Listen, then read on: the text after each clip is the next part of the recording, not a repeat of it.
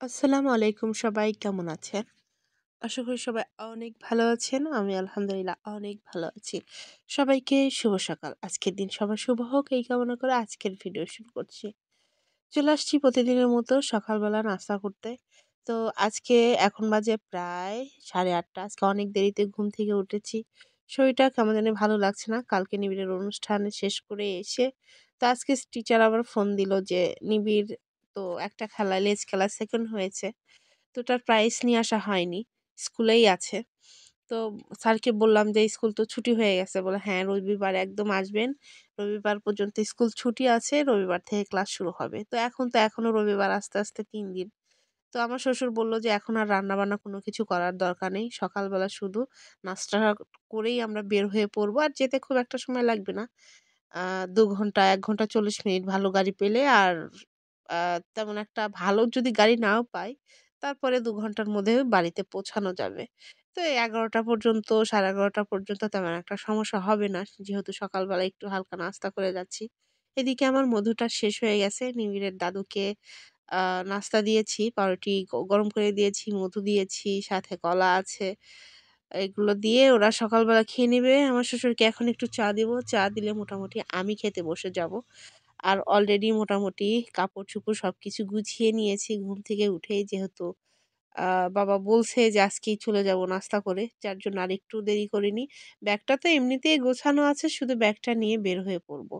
আর একটু ঘরের কিছু বাসি থালা-বাসন আছে সেগুলা ধুয়ে নিব। এদিকেই তো আ নিবিড় আর নিবিড়ের দাদু খাওয়া-দাওয়া শুরু করে দিয়েছে। অলরেডি ওদের মোটামুটি খাওয়াটা শেষের দিক। নিবিড়কে খাইয়ে দিয়েছে আর আমার শ্বশুর আবার খেতে বসে গেছে। এদিকে ঘুম থেকে উঠে সকালের খালি পেটের মেডিসিনটা খাওয়ার পরে কেমন জানি খিদাটা একটু বেশি লাগে, একদম বমি, বমি লাগে।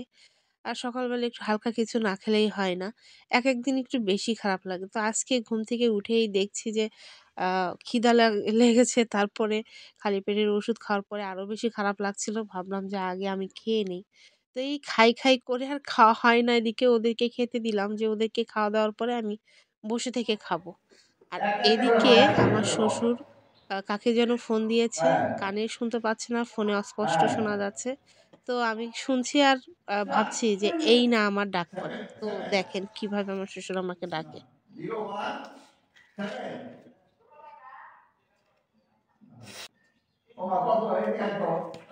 বাপরে রোদরে! সবাই কেমন আছেন? ২ ঘন্টার মধ্যে চলে আসছি নিজের বাড়িতে। আর সবাই খাওয়া-দাওয়া ২ ঘন্টা, পুরোপুরি ২ ঘন্টাই মোটামুটি লেগেছে আসতে। ছোট্ট একটা বাস পেয়েছিলাম। আর স্কুল টিচারও বলল যে রবিবার থেকে আপনাদের ক্লাস শুরু হবে। যার জন্য এই ৩ দিনের ছুটিতে আবার আসলাম। এসে ঘরটা কোনো রকম সেরে আমি আগে চলে যাব। হয়তো আমার শ্বশুর থাকবে। আমি নিবিড়কে নিয়ে চলে যাব। তো ৩ দিন বাসার মধ্যে একা, একা বসে থাকতে হবে। ভাবলাম যে আমিই চলে যাই। আমি একা, একা থেকে আর কি করব? বাবা আমাকে মানে আমি থাকলে হতো, কিন্তু থাকলাম না। ৩ টা দিন নিবিড়কে নিয়ে আর ভালো লাগছিল না। ভাবলাম যে যাই। আর আমার শাশুড়ি তো একা, একা কিছুই করতে পারে না। সেই যে রান্না করে রেখে গিয়েছিলাম ওইটা দিয়েই ৩ দিন খেয়েছে। তো আজকে কোনো রকমে ভাজি একটু সবজি করেছে। ওটা দিয়েই আমরা দুপুরে খেয়ে আসলাম। কারণ আমার খুবই ক্ষুধা লেগেছিল, কিছুই খাইনি। আমার শ্বশুর, নিবিড়, পাউরুটি, কলা, মধু দিয়ে দিয়েছিলাম। ওরা খেয়ে নিয়েছে। ডিম সেদ্ধ দিয়েছিলাম। আর আমি পুরোপুরি না খেয়ে। কারণ আসার সময় এত কিছু গুছিয়ে রাখতে হয় যে আর খাওয়ার ওই এনার্জিটা থাকে না। আর আসার সময় কিছু না কিছু জিনিস আমি রেখেই আসবো। আমার ফোনের চার্জারটা রেখে আসছি। তো যদিও নিবিড়েরটা চার্জ দিতে পারবো। এখন নিবিড়ও আসতে চাইলো না। অনেক কান্না করছিল। এদিকে আবার বাড়িতে কাজ আছে, না আসলেও হবে না। যার জন্য আসলাম। তো এসেই খাওয়া-দাওয়া করে এত ঠান্ডা লাগছিল, আমার ঘরটা খুবই ঠান্ডা হয়ে আছে। ভাবলাম যে সুন্দর রোদ, আর এতক্ষণ বসে থেকে বড়ি খাচ্ছিলাম। দেখলাম যে এই ২-৩ দিনেই বড়িটা লাল হয়ে আসছে। তো ভাবলাম যে বড়িগুলো পেড়ে একদম রোকে মোটামুটি ফাল্গুনের টান পড়ে গেছে, ঠান্ডা অনেকটাই কমেছে। এই ঘরের মধ্যে গেলে একটু শীত লাগে, ভালোই শীত লাগে। আবার আজকে দেখছি রোদটা অনেকটাই চড়া। আর রোদে বসে থাকলে অনেকটাই গরম লাগে। এই তো বাড়ির মাঝখানে কাপড়-চোপড় রোদে দিয়েছে। মাশাআল্লাহ বাড়িটা সুন্দর পরিষ্কার বাড়িতে দেখছি। এবার আসার পরে আমি একটু গাছে পানি দিয়ে দিলাম। গাছটাও একদম কেমন শুকনো, শুকনো লাগছে। এই যে বড়ই গাছ, এটাই হচ্ছে আমাদের বড়ই গাছ। বড়ই মোটামুটি পাকা শুরু হয়ে গেছে। একদিন পেড়ে রোদে শুকিয়ে বছরের জন্য রেখে দিতে হবে। সারা বছর আচার খাই। তো এখানে এসেও আমার কাজ আর ছাড়ছে না। ওই আমার দাদি শাশুড়ি আমাকে বলে গেছে না, ঢেঁকি স্বর্গে গেলেও বাড়া বানে। তো আমার হয়েছে সে অবস্থা। তো ২ দিন ৩ দিন পরে ওখানে তো অনেক জিনিস সবকিছু ধুলো পড়ে ছিল। ব্যালকনি থেকে শুরু করে এত জিনিস পরিষ্কার করতে হয়েছে।